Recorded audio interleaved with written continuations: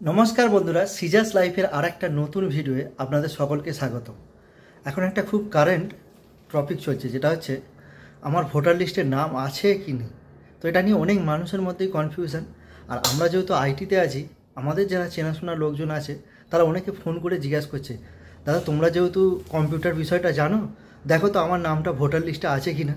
তো সেই কনসেপ্ট থেকেই ভাবলাম, তো আমার যারা দর্শক বন্ধু আছে তাদের যদি কোনো কাজে লাগে এটা, তো সেই জন্য আজকে আমি শেয়ার করবো আপনাদের সঙ্গে যে কিভাবে আপনি সার্চ করবেন আপনার নাম 2002 সালের ভোটার লিস্টে আছে কি নেই।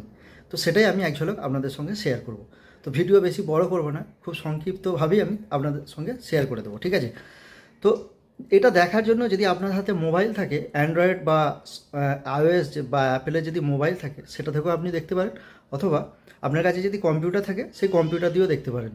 তো সেটা দেখার জন্য কি করতে হবে, প্রথমে আপনাকে আপনার মোবাইলে যে ব্রাউজারটি আছে, গুগল ক্রোম হতে পারে, ফায়ারফক্স হতে পারে, বা আপনার যদি আইওএস হয় বা অ্যাপেল মোবাইল হয় তাহলে হচ্ছে আপনার সাফারি ব্রাউজার থাকবে।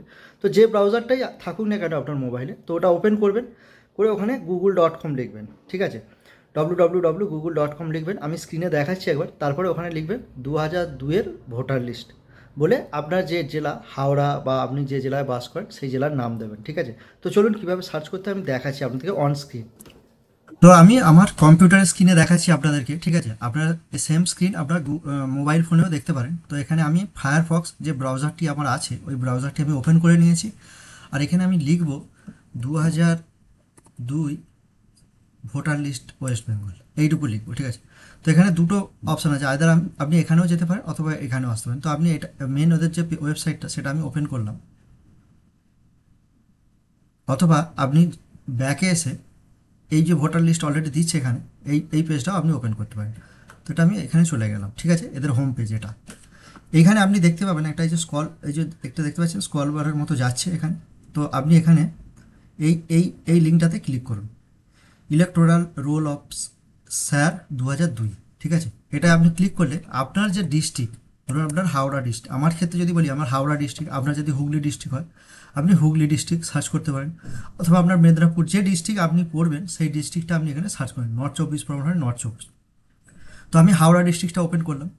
এবার এখানে আপনি আপনার কোথায় আমতায় দেন, হাওড়া বাগনানে দেন, আপনি কোথায় ভোট দেন সেটা আপনি এখানে হাওড়ার যে সমস্ত জায়গাগুলো আছে সেই জায়গাগুলো আপনি এখানে ওপেন করতে পারেন। তো যদি আপনি বাগনানে দেন, কল্যাণপুরে যদি দেন, শ্যামপুর, বিভিন্ন জায়গার আছে অপশন, ঠিক আছে। আমি যদি আমতা ওপেন করি, এবার আমতার এখানে আপনি কোন স্কুলে ভোট দেন, ঠিক আছে, 2002 সালে আপনি কোন স্কুলে ভোট দিয়েছেন, সেই ভোট কেন্দ্রের নামটা কি বা সেই স্কুলটার নাম কি, সেটা প্রাথমিক বিদ্যালয় হতে পারে, হাই স্কুল হতে পারে, যেখানে আপনি দিয়েছেন ভোট, ঠিক আছে।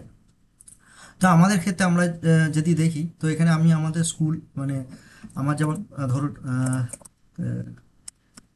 আমি আমার স্কুলের দুটো নাম দেখতে পাচ্ছি এখানে, Fatehpur primary school, Fatehpur primary school 2। তো এই দুটোর মধ্যে আমি যে কোনো একটা ওপেন করতে পারি।